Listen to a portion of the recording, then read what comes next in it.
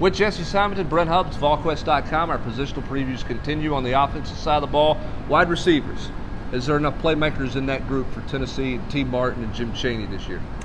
Well, we'll see. I do think that Tennessee believes that's probably the strength of their offense right now outside of quarterback Jarrett Garantano. It's a veteran group. It's a group that has a ton of experience.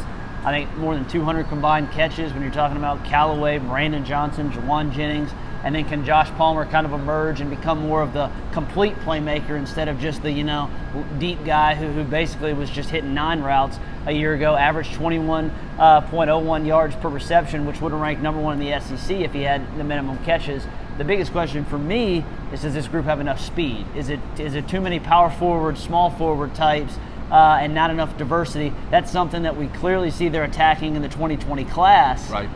So what does that mean for this team in the fall? Well, I think everybody's talking about Dominic Wood-Anderson. You're talking about Ty Chandler creating mismatches. I think that's the biggest thing when you look at this receiver group is where is there a mismatch? I mean, Juwan Jennings is big, so if you get him against a small corner, you can certainly win that mismatch. But how many mismatch problems does this group cause, even though they've got a lot of proven guys on this team? Yeah, and can they beat, man coverage, one-on-one coverage? Obviously, I think Callaway is a really good, jump ball guy. He obviously showed his exploits there against Auburn, had another huge catch against Florida a year ago. Can he become a more complete player? We've seen it in spurts from him. Georgia Tech, a couple other games where he has kind of flashed that after-the-catch wiggle, but it's not a lot. Sometimes it seems like there's some stiffness there, and that's why I think they're going to look for different ways to kind of get guys incorporated, whether it is moving Josh Palmer around. I thought one of the smartest things in an offense that really struggled a year ago that Tyson Helton did was putting Juwan Jennings in the slot. Right. Juwan doesn't run the way he ran in 2016. He obviously has continued to battle knee problems through the last couple of years, but he was able to kind of box out some of those smaller corners in the slot. He also had, a couple big plays against Auburn, 100 yards against Alabama. I think you're going to see Jim Chaney do the same thing. The question is, does Chaney have that go-to slot guy that he can just burn? Jordan Murphy hasn't materialized that.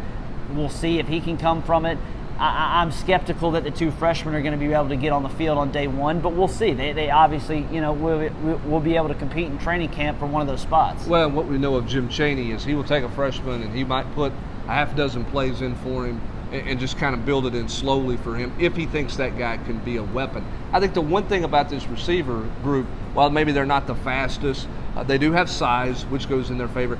I thought for as inconsistent schematically as Tennessee was a year ago offensively, one week it was 9 routes, the next week it was, I don't know, throwing the ball 2 yards. I thought they caught the ball well. I thought their hands were good. I thought they were a consistent group a year ago, even though maybe they're not elite speed, maybe they're not elite playmakers. They're pretty trustworthy. They are. They're strong-handed, and again, based on that experience, Garantano has a lot of.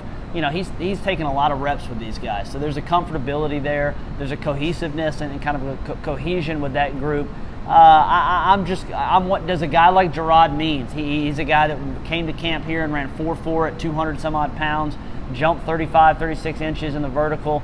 Does Chaney kind of figure out a way to put him on the field for some of those plays? He's a guy that's raw. He maybe doesn't have kind of the secure hands of some of the veteran receivers, but they just need kind of another dynamic. I like the solid base of this group, but right. I think it's going to take something else to really make it like a super explosive unit. It'll be fun to see how T. Martin and this group develops. There's a lot of people talking about this team and wanting it to compare it to Lane Kiffin's team when Jim Chaney first got here and how he revitalized Jonathan Crompton. One of the keys to that was a veteran receiver group. Denarius Moore, Gerald Jones, 2 veterans that helped the quarterback really get rolling. Can this veteran receiver group help Jerry Garantano really get his footing under him and really take off as a quarterback? Will be interesting to watch in fall camp and early in this season. That's a look at the wide receivers. For Jesse Simonton, I'm Brent Hubbs.